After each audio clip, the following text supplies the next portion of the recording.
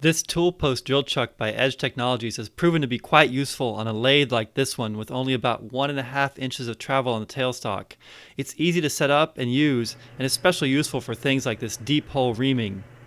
Let me show you one thing that went wrong with it and how we fixed it. Okay, so one of the issues we're having is that the chuck is spinning kind of freely.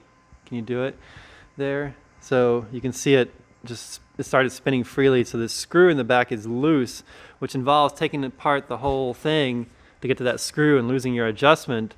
So this is how this is made and assembled.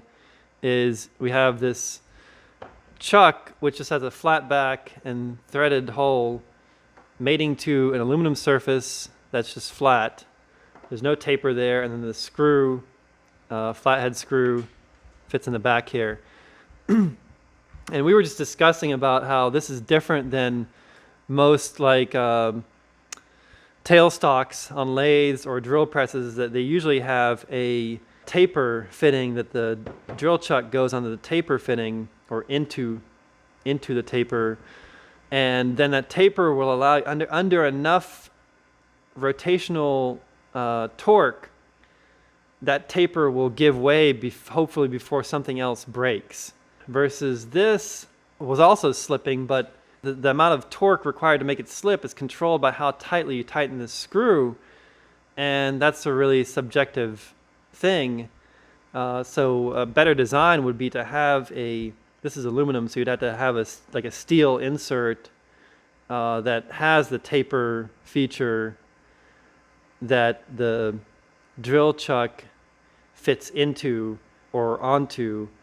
The cone could be inside the drill chuck. Then that would also allow you to switch out with different other holders or chucks that have a taper on it. So there must be a better solution to this than this current setup with the screw. The screw was thread locked into the threads, but it got loose on us and the chuck was just rotating. This is the modification that was made to the drill chuck adapter. So what was done is 2 holes were drilled in here around the circle, and they were tapped for an M4 set screw, and then the set screws were raised above the surface just a little bit. And then on this end, 2 holes were drilled shallow into the back of the drill chuck, into the face. Those are going to mate with the set screws and prevent it from rotating. So there you go. So it's going to lock on there and prevent it from rotating, so it's not going to rotate so easily. Preventing the rotation is not going to be dependent on how tight this screw has to be.